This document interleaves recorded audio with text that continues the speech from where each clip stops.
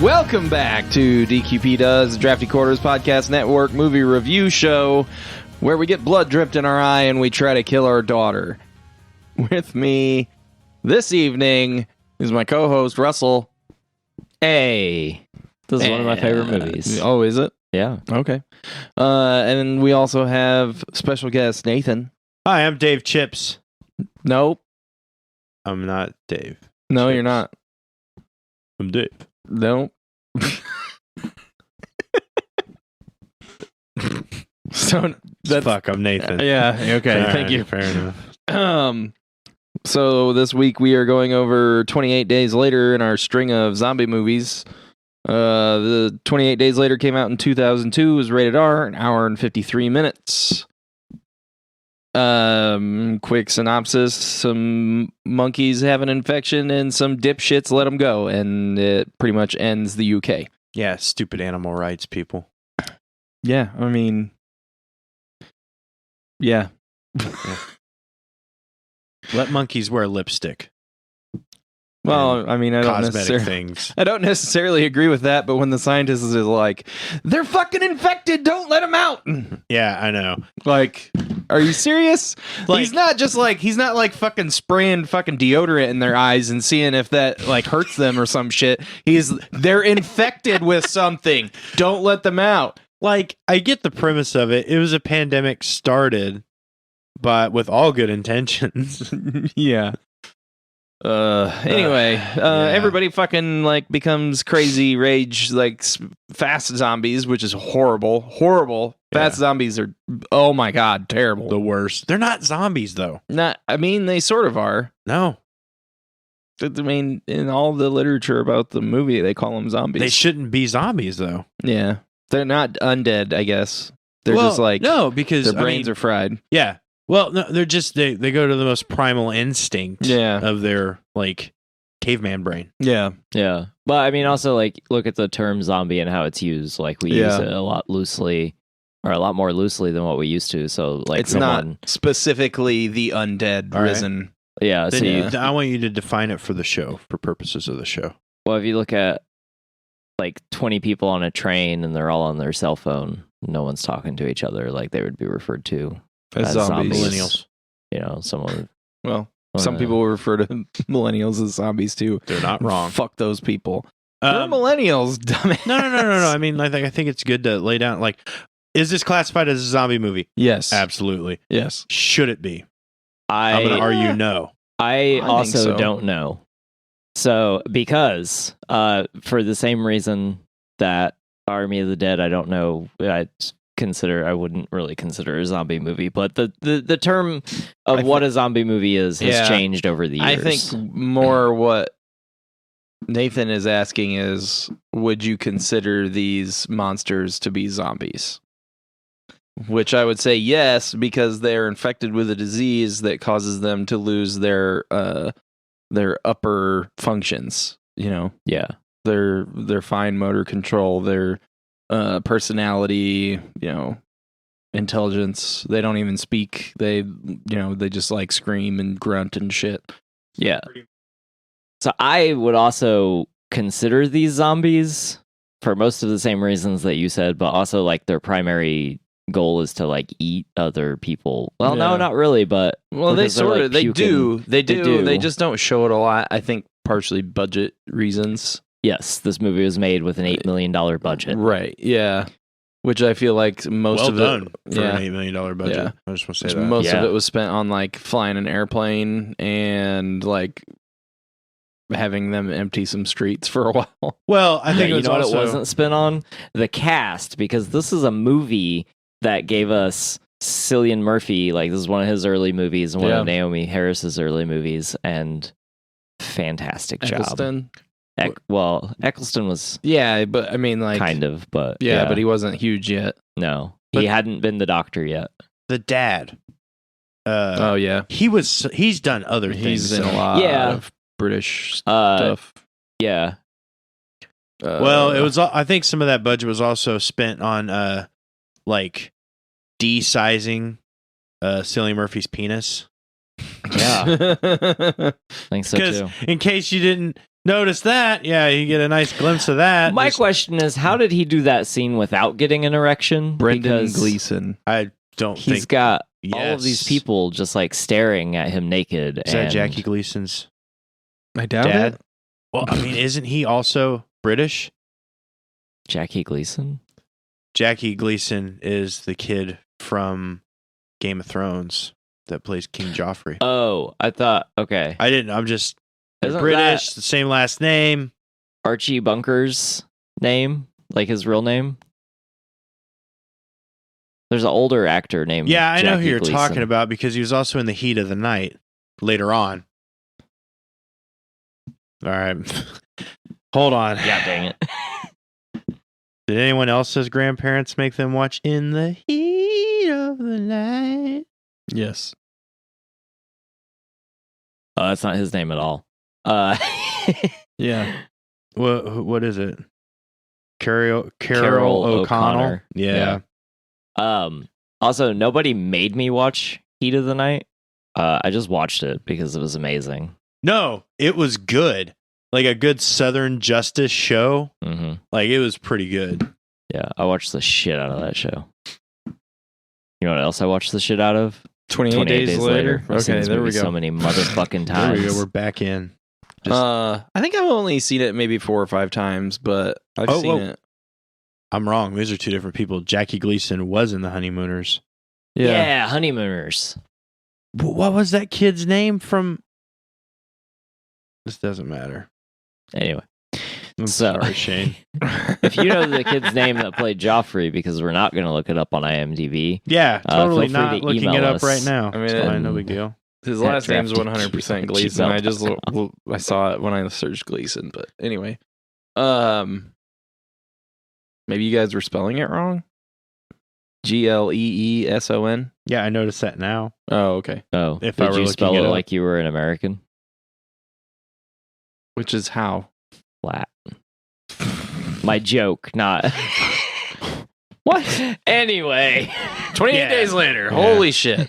That's what yeah, happens when you're not here, Dave. Damn you, you keep us on track. I feel like it worked really well for as low as the budget was. There were a couple of parts that I noticed it was kind of like there was some weird things. Just like, and I don't know that it had anything to do with budget. It was probably just weird directorial things. One of them was zombies giving up. I didn't really think I don't think that would be a thing. Interesting tidbit. So I had a bio thing prepared. It's gone. I don't know why. It's no longer in my notes, but I have several things that I'll probably interject with instead of doing a bio. One of them being, they specifically cast all athletes and only athletes for the roles of the zombies. Uh-huh. So that because they wanted them to move like they were like athletic. So they wanted them to look menacing and be super imposing, like athletes. Yeah, you are see when they're- no fat ones running around. Like, I Yeah. could not be one of these zombies. Yeah, I think those. I'd be the first winded zombie ever. Those were the ones that got eaten. Well, there's a lot of meat on the bone. Yeah, I don't know. It's an interesting movie.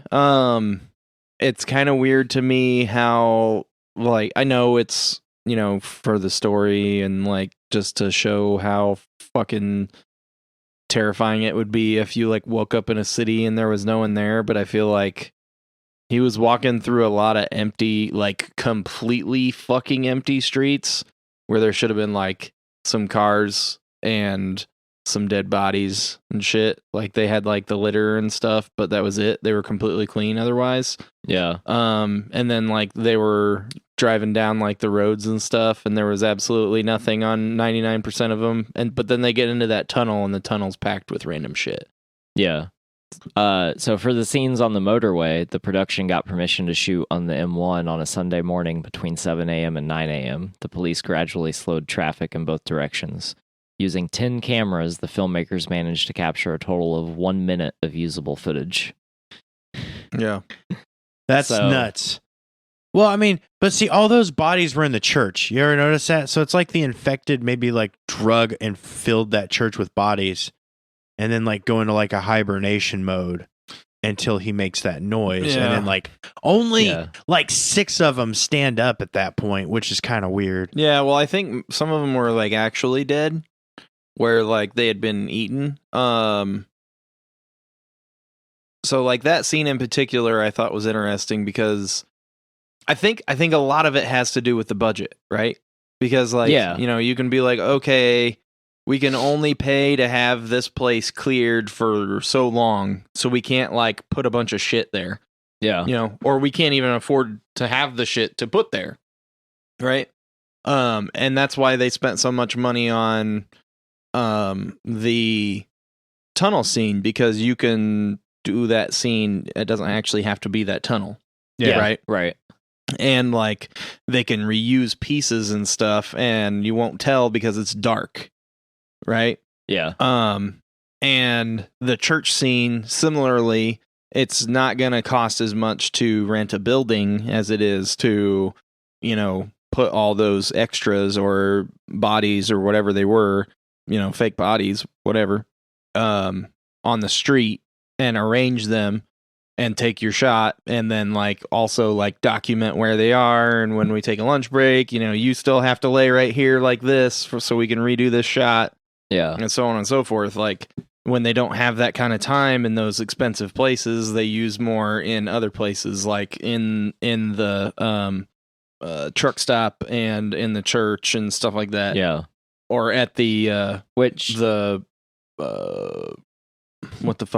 what do they call it? The blockade. Yeah. Where there's tons of stuff laying around at this blockade, but that's because it's just a random road in the fucking forest. They, you know, in the woods, they can do whatever the fuck they want there. They don't have to be like, hey, we're going to fucking downtown London. We're going to fucking stop it for, you know, 17 hours so we can get these shots. And you're like, okay, no. Yeah, but I also think like the reason this movie is so good is because they had such a small budget, because it's so... thing I like about it the most is it's a very intimate film. Well, a lot of times it forces you to be creative and to work on your dialogue and stuff, because those end up being the parts that you can do more with. Yeah. And that's another, so I'm a stickler for dialogue, if you didn't listen to last week's episode. But any of the episodes. This I do really like the dialogue in this movie, and there's nothing necessarily profound about the dialogue. It's just, it feels like these characters are real. Yeah. And that's like one of the hard parts of dialogue. I think that's something that we should like distinguish about this movie, is that this isn't like a profound movie.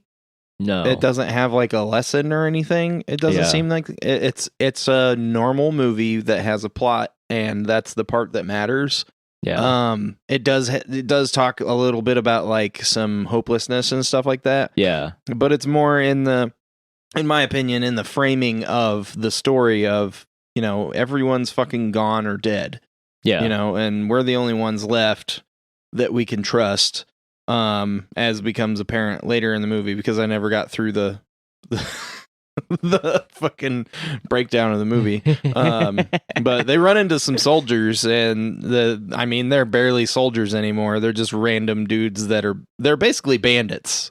Like if you've ever played like a fantasy game or like watched a fantasy movie, they're like the dudes that fucking come upon the wagon and they kill the dudes and try to rape the women and then kill everybody and eat all their food. That's what these guys are. You're dead on. Yeah. But I mean, there's that group in every zombie movie. Oh yeah, because that's how. Well, yeah. Well, I mean, I feel like, I don't know. I don't know that was a thing before, because it definitely should be, right? One of the things that the movie is actually held for is, instead of, which is where I'm torn on whether or not it's actually a zombie movie, because the thing that this movie, the reason it had so much success and it's critically acclaimed is because it is one of the earlier, or I think it's the first zombie movie that shows you the humans as the primary antagonist and not the zombies. So like, whereas you get, having one bad guy that's a piece of shit and not being a group player is different than what this movie did. Oh yeah. So no. Dawn of the Dead. The original Dawn of the Dead had that motorcycle gang. But that's not the primary antagonist. In Dawn of the Dead, their primary antagonists They are the become zombies. the primary antagonists, though. In my opinion, zombies are always the threat in every zombie movie. But in that particular one, they were fine in the mall and life was good until that motorcycle gang showed up and ran through the mall. In the 2004 Dawn of the Dead, the zombies were the constant protagonist. I don't. Okay. But in the 1970s ones, you had that group of motorcycle gang. The zombies were just whatever. You could get by like them. It was not a big deal. But it became the protagonist was that motorcycle gang that ruined their the whole way. And then later on in Day of the Dead, you had a protagonist of like a couple people. Antagonist, whatever. Yeah. Sorry. No, it's fine. Thank you for the correction. So I don't remember the motorcycle gang being a primary component of Dawn of the Dead, but it's also been a while since I've watched the original. Maybe it's up for debate, but I don't know, that's how I viewed the movie. And I mean, I have watched it in the last 6 years. Yeah, it's been a minute since I've seen it. I'm not trying to ruin your point. I just don't. I don't know. But I feel like that's a thing. I think that's like almost the difference between a zombie movie and a zombie apocalypse movie.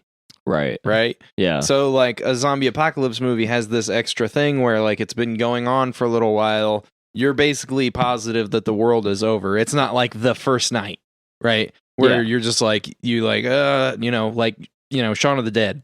We had drinks with our friends yesterday. Tomorrow, or today, all of a sudden I'm killing my neighbor because he's trying to bite me. What the fuck's going on? Yeah. And like that doesn't happen in that movie partially because of the movie itself, but also partially because it's like the first day after it happens. Right. Right. Where like this is 28 days later, people have gotten into like, well, nobody's coming to save us. We have to figure it out on our own. Or we are the guy, like in the case of these soldiers, they're the guys that are supposed to be saving everyone, but everybody's gone. Yeah. And half their guys are gone. So, eventually people turn to some fucked up shit or can. They don't always, sometimes you're the person traveling the road. Sometimes you're the one that's right. That's the part of the storytelling that should be interesting is the decision and the choice, which is what The Walking Dead specifically does really well throughout the entire show. Yeah. Not so much everything else, but that particular thing. But I'm glad you bring up Shaun of the Dead because, like, that movie is a movie where the zombies are actually the antagonists. Yeah, they're the only thing that like is coming at. Well, I mean, like you said, there's like an asshole in the group that's not a team player, right? But they're not really the antagonists. It's the zombies.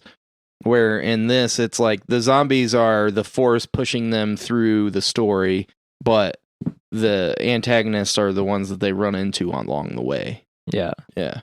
And they dive into the survival and having to survive, but it's not a survival movie even. Yeah. Like it's still an intimate telling of just people and like their struggles. Like, and that's what I think makes this movie so good is because it's, if you look at it objectively, like, which is hard for me to do, but looking at it objectively, like you wouldn't think watching this now, this would be one of like the best horror movies ever made.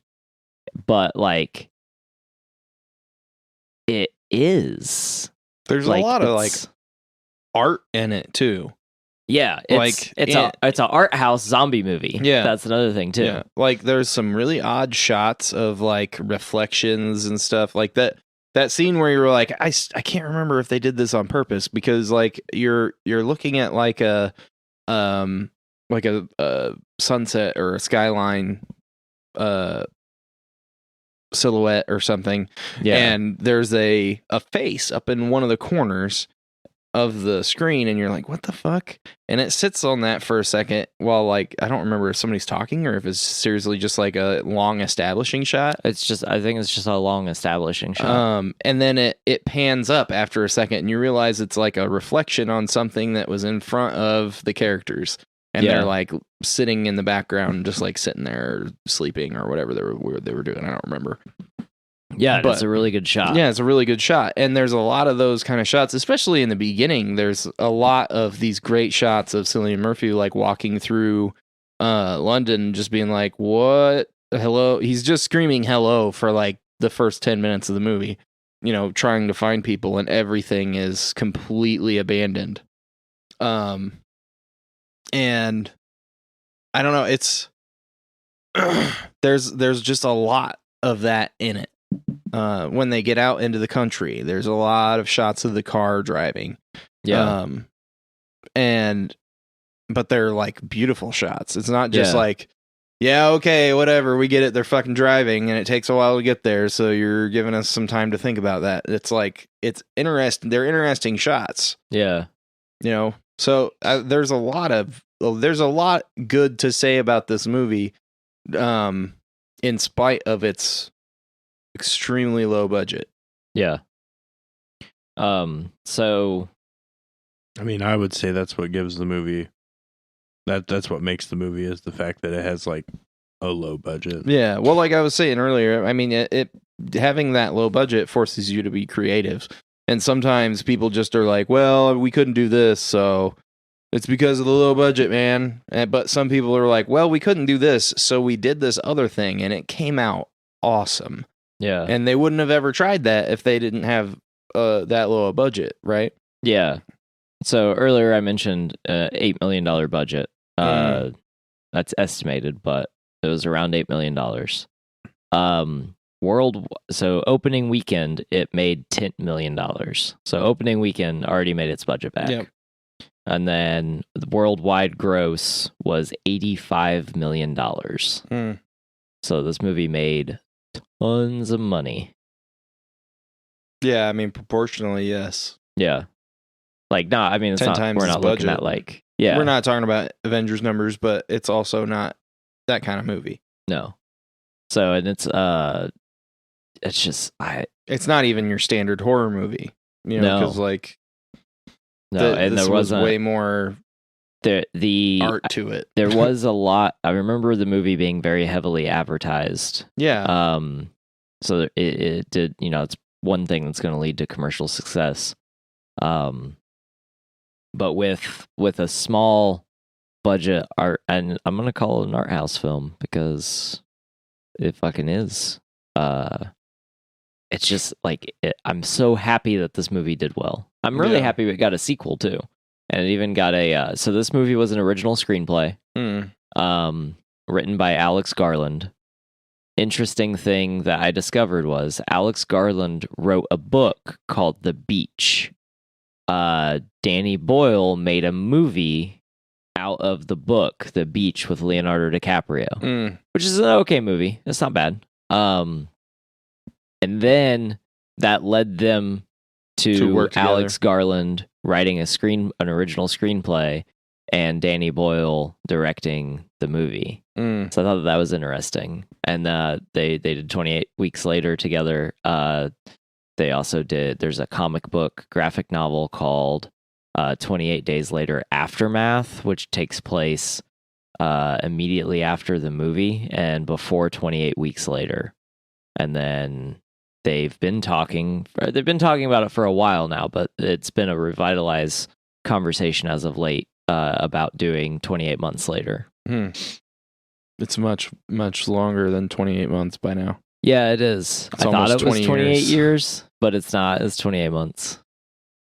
I mean, I would be interested in watching that. I think I've only watched 28 Weeks Later once, and I didn't remember it being great. The problem is it follows this, Yeah. and it's not the same thing at all. Like, it has a much larger budget. Yeah. It actually stars Jeremy Renner. And the budget for 28 Weeks Later isn't that much more. I mean, it's double. So they had $15 million to work with on 28 Weeks Later. The worldwide gross was $65 million. So not Still in the green, but not like... yeah. But it's less. I don't even know that I would say it's less artsy because it just isn't. It's just a different tone, and there's more.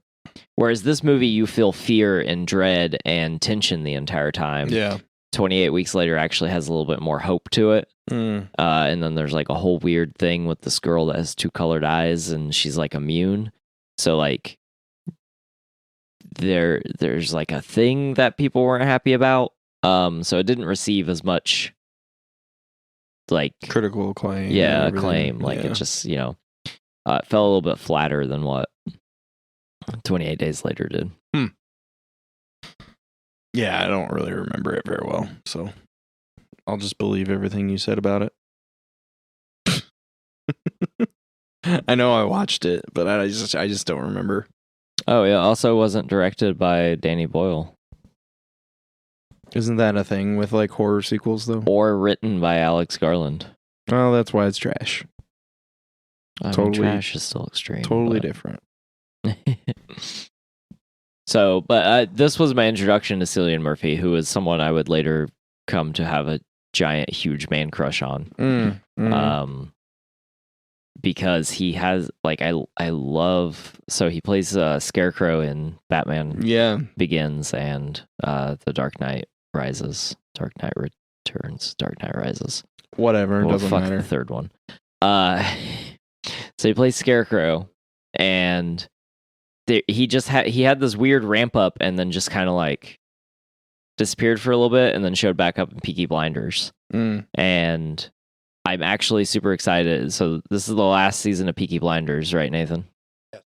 So I'm actually super excited for Peaky Blinders to be over, not because I hate the show, but because I want to see what he does next. Yeah. And like he's a phenomenal actor, and I love when he plays. I loved him as a bad guy in Batman Begins. Yeah. Like he's so good in that fucking movie. Yeah. And like Christian Bale is a great actor, and I think it's hard to upstage him. How he got upstaged in 2 out of 3 of the Batman movies, I don't quite understand. Well, I don't know either. Christian Bale is really good. It just shows that the casting was really good in those movies as well. Yeah. Yeah. Because, and I'm assuming you're talking about the Joker. Yeah, I'm 100% not talking about Tom Hardy as Bane or what's her fuck as Ra's al Ghul's daughter. There was nothing wrong with the casting of either of those people. It was 100% the scripts. Yeah. Well, I don't even hate Bane in the third one. Like, It's not Bane. it's not, but I don't hate it. Looked all like of my Bane. problem with the third movie is Talia. Yeah. Every bit of it. Literally Not the the script. actress, The but- script is garbage for that movie. But anyway. Yeah. Cillian Murphy. I Yeah. agree. Totally awesome.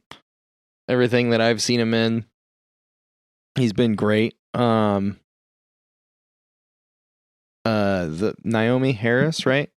Yes, Naomi Harris. I really like her in this movie. I like her and everything else that I've seen her in, which is not a ton, but I've seen her in a couple other things. She became a Bond girl. She plays Eve in Skyfall. That's not particularly what I was talking about, because most of the Bond girls are just played for TNA, Yeah. and they don't even show TRA. So it's like, it's real dumb. Bond movies are I real have weird. to disagree On which? that they're only TNA No, in no, no, the no. Daniel Craig. Most Bond Most. girls. Yes. Just in general, not Yes. necessarily, like, because, like, what's her fucking name in Casino Royale? Like, yeah, she's gorgeous, but she's also, like, has a very big part in that movie. Yeah. Like, Yeah. she's like a actual character and not just like somebody that he bangs and then dies in like 5 seconds. Right. So like, yes, that is an exception to that, not rule, but more often than not, this is how it goes. The sexist ideology of James Bond Yeah. movies. Yeah. Yeah. Which Every And one I- of the I don't remember 70s and I older don't- ones. Yeah, I don't remember the stuff in Skyfall, so I don't remember if she had like an actual part in that movie. yeah, so in the Daniel Craig James Bond movies, like the Bond girl is actually like relevant. in each of the movies. I mean, there's still like one-offs, and because that's like a thing, right? Yeah, well, the one, what the fuck was the one I watched where they're just like running away for the last like 30 minutes of the movie because the whole place is blowing up and they're just trying to get out. Is that Skyfall? Every Bond movie. No, no. I think that might be Skyfall. There's only Skyfall's three, right? weird. There's only 3 right now, right? Yes. Okay, yeah, so it would be Skyfall because it wasn't Spectre, because I don't think I've seen Spectre. Oh, okay. Spectre's good. It's got Mads Mikkelsen in it. I need to watch more of these. He's the Bond movies. villain. How? What do you mean how? Or is he not in Spectre? No, he's in Casino Oh, yeah, Royale. he He is in dies. Casino And I was Royale. like, how the fuck is he alive? I mean, I'm not questioning it. I am questioning it, but like, it's a possible thing. Is that Javier? Is that No, that's Skyfall. It's Christopher Waltz. Yes. Oh, Christopher maybe I Waltz. have watched that because he's like his brother or some shit, right? Spoilers. I don't remember. What movie are we talking about? I didn't watch any Bond movies. Yeah, I know, right? We were trying to talk about people that were in this movie, and then we keep going on tangents about not That's- them Again, in the movie following series. with what the show has done in the past, that's how you know it's a good movie Yeah, when we don't talk about yeah, it. we have a hard time Yeah. talking about the movie. Naomi Gleason, Harris. I like Gleason and everything else that he's in. He's really good in this too. The daughter, I did not like the daughter in this. The daughter, I'm fucking offended. the daughter in this, all the way up until like, okay, so all the way up until she takes the fucking like Valium, she's acting like she's already on it. All right, and then she just acts the same after she's taken it. So it's like, she's in a zombie apocalypse, bro. yeah. Okay. She acts like a zombie the whole time. I don't know if it's supposed to be like she's in shock or some kind of dumb allegory or something, but I don't connect or enjoy it. I was gonna talk about Naomi some more, but now we got to talk about her because this is some interesting things here. So the reason that I enjoy her in this movie so much is because when she isn't talking, I feel like she's very reflective of the situation and just trying to figure out what happens next. And then I think her acting is phenomenal after she loses her dad and during. Like I just believe her. Like I believe that it's actually happening, and it's very heart-wrenching when I don't remember her dad's name, but when the dad Frank, when Frank gets the blood drop in his eye. Hannah is the girl, and her name is Megan Burns. Yes. Has she done anything else? No. Well, 2 things. Yes. I mean, I see stuff in her filmography. She was in a movie called Liam in 2000, and then in what I assume is an anthology horror series called Intruders in 2018. But there's a reason that she isn't in movies. I'll get to that in a second. But I like her 2 parts. She has 2 really good parts. Like when they're on the balcony and she basically is like, no, you need us just as much as we need you. And detracts from what her dad says that makes them look weak.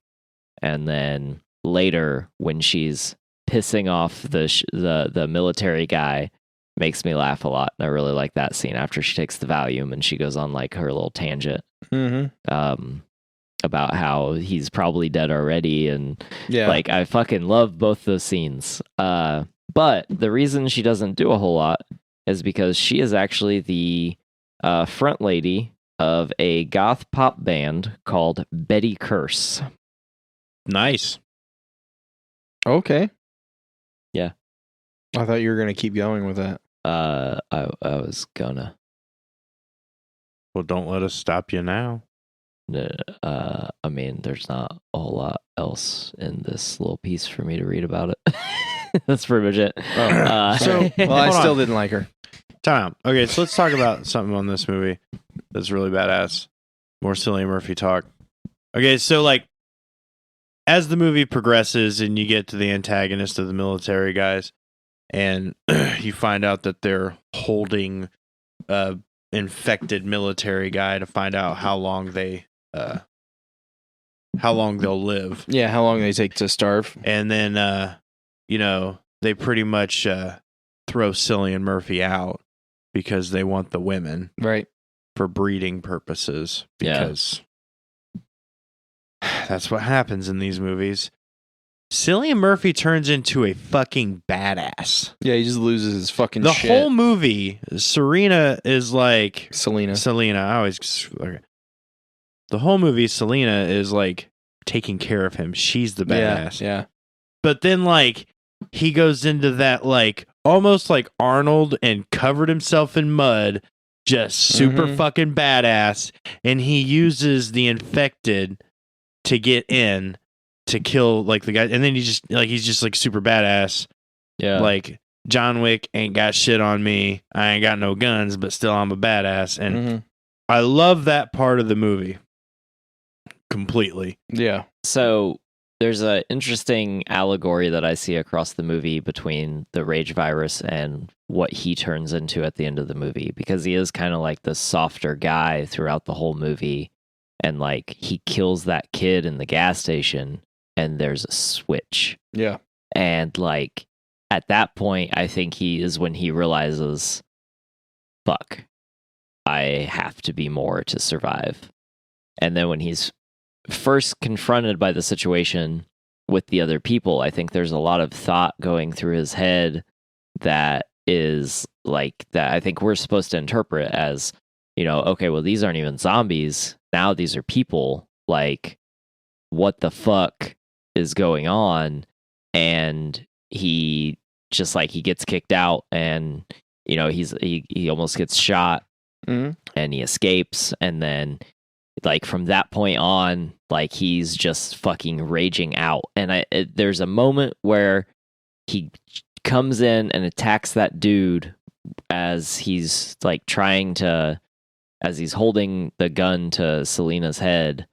And so Cillian Murphy hops in, attacks that dude, and she doesn't know what's going on. Yeah. She's not sure if he's him or if He's infected. Right. Because he is raging the fuck He out. fucking thumbs the dude's eyes out. Yeah. One of my favorite scenes. Yeah. And he doesn't say anything. No. No words, just Some grunts. Yeah.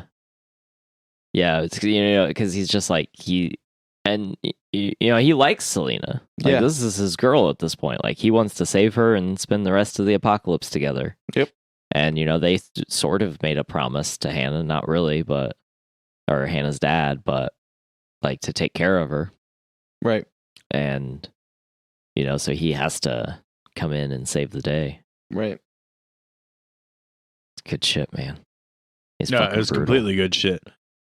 Like, the movie's got everything you need in a movie, and could it have been better? Maybe, but I think that's what adds to the movie. That's what makes it special, is the fact that it was low budget and they did like extremely well for what it was. Yeah. I think giving them $10 million more would have ruined it. Yeah, Personally, I do too. I don't think you would have gotten the same movie out of it. No. The only way I think this movie would be better is if it was in black and white. Well, that would be dope. Yeah, I would rewatch this in black and white. Let's We go should fuck with watch the colors Logan. on the TV in black and white. Yeah. Yeah, I watched it in color. I should have watched it in black and white. I'm going to have it. We should probably watch that at some point. Yeah. All right. Well, do we guys want to rate this then? We don't have Dave, so we don't have a Chips Corner. Chip Trivia Corner, whatever. Wherever all those fucking crusty socks are. Side note before we wrap, I was going to say say Naomi whatever. Harris is also known for playing Tia, which I feel like I'm pronouncing wrong, from Pirates of the Caribbean. Yeah. She plays the witch doctor. Yeah, you showed me that, and I was like, I see Wasn't- that fucking screenshot all the time. Wasn't that Davy Jones's love interest? Yes. Yes. And also Captain Barbossa's. God, those movies are so good. They really are. I think they got overshadowed a lot by just like And I don't even want to say Johnny Depp because Johnny Depp's so fucking good in those. I think like it's weird to me Maybe. how they died off. Like, Yeah. because they made 4 and 4 wasn't like they made a trilogy, and like as far as I remember, the trilogy is mostly good. The third part has some problems, but Which one's the third part? Is it at World's End? yeah, at World's End with like the meeting of the I've pirates. only really watched 1 and 2. 4 is weird because you have the whole trilogy, and then 4 is like a side story, like a one-off, which is what I liked about it. It's just kind of weird, like Yeah. so. I don't know. I just watched the first one. I've probably seen the second or third one, but I don't remember.